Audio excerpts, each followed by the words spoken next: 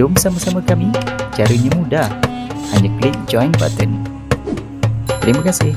Ilmu falak ni maksudnya ilmu bintang. Jadi fokus ilmu bintang dalam Islam, dia ada satu fokus yang lain. Okey.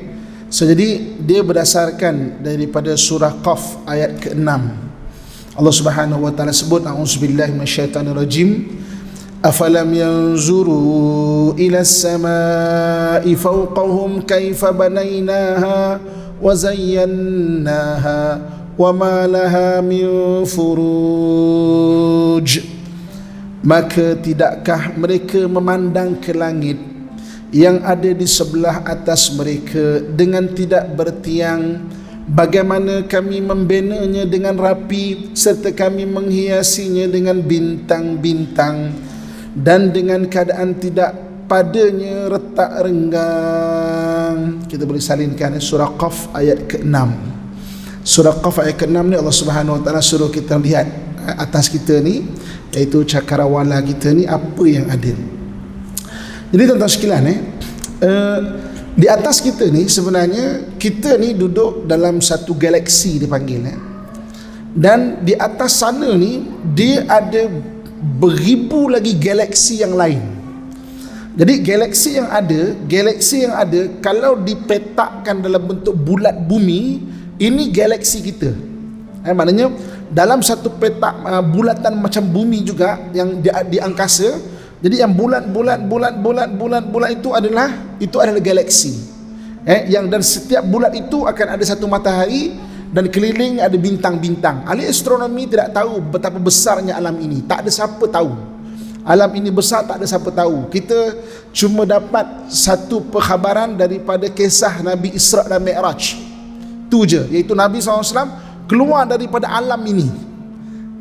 Jadi sebab Nabi menaiki binatang tunggangan burak. Burak ni maksudnya birkun, iaitu kilat ataupun cahaya. Sebab tu Nabi boleh pergi keluar dalam waktu yang sangat singkat. Tidak ada sampai sekarang ni saintis berjaya buat satu kenderaan selaju itu. Kita berjaya buat jet, 5 kali bunyi, 6 kali bunyi, tapi selaju cahaya tak ada. Tak wujud lagi. Jadi maknanya mengenai alam semesta ni, kita boleh dapat daripada hadis Nabi macam mana Nabi pernah keluar daripada alam semesta ni. Berapa besar, astronomi tak pernah tahu berapa besar. Tapi yang mereka tahu bahawa alam ni makin berkembang. Maknanya kalaulah cakrawala ni dia dipetakan macam bulat, macam bumi, macam yang kita tengok gambar ni, mana dia makin besar, makin besar, makin besar, makin besar. Mereka buat pencerapan makin besar, dan pencerapan tu bersambung di batu generasi ke satu generasi, makin besar, makin besar, makin besar ni. Dan mereka mematikan pencerapan cahaya yang sampai di muka bumi ni. Ini asas kepada surah Qaf ayat ke-6, asas kepada ilmu falak ataupun ilmu bintang lah dalam Islam ni. Kita cerita mengenai galaksi kita, dalam bahasa Melayu dipanggil Bima Sakti ataupun Milky Way. Dalam bahasa saintis dia, Milky Way ni dia punya bentuk dia macam bulat ring macam tu lah. Ia adalah galaksi tempat kita tinggal sekarang, yang terdapat sistem suria kita sendiri. Milky Way kalau orang barat memanggilnya, berasal daripada bahasa Latin Galaxias Kalos. Dan Bima Sakti ada, kita ni bersaiz sederhana, terdapat 100 ke 300 bilion bintang dan saiz. Dengan saiz ia memiliki 100,000 tahun cahaya. Ini kiraan bukan kilometer dah, ini kiraan cahaya dah. So maksudnya ini pun bersaiz sederhana. Okey. So jadi kedudukan Bima Sakti kita ni, kalau dipandang daripada atas, Milky Way atau Bima Sakti ni, ini bentuk dia. So dia ini dipanggil Milky Way atau Bima Sakti kita, daripada pencerapan yang sekarang lah. Ni kalau daripada pandangan sisi matahari kat sini, ini kalau kita sekarang ni tengok ke langit, daripada pandangan daripada dalam, kita dalam galaksi kita, ni kita nampak sini. Tapi sebenarnya kita nampak ni adalah sisi sini ya, sisi tepi macam ini ya. So jadi maknanya kedudukan Bima Sakti kita yang Allah sebut surah Qaf ayat ke-6 tadi ya. Kamu tengok belakang atas kamu ni, cuba kamu perhatikan, kata Allah Subhanahu wa taala. Okey. Galaksi yang paling dekat dengan kita dipanggil Andromeda. Okey, Andromeda ni sebenarnya satu orang astronomi Islam bernama Abdurrahman As-Sufi. Dia yang mula-mula kata sebalik kita punya alam semesta ni ada alam semesta yang lain. Kan? Kemudian diperdebatkan sehingga pada tahun 1925 Edwin Hubble dapat mencerap bintang di situ. Kan? Ia 2 kali bima sakti dengan memiliki diameter 220,000 tahun cahaya. Kita 100,000 tahun cahaya tadi. Ni 2 kali ganda lebih besar. Dia ada 1 trilion bintang.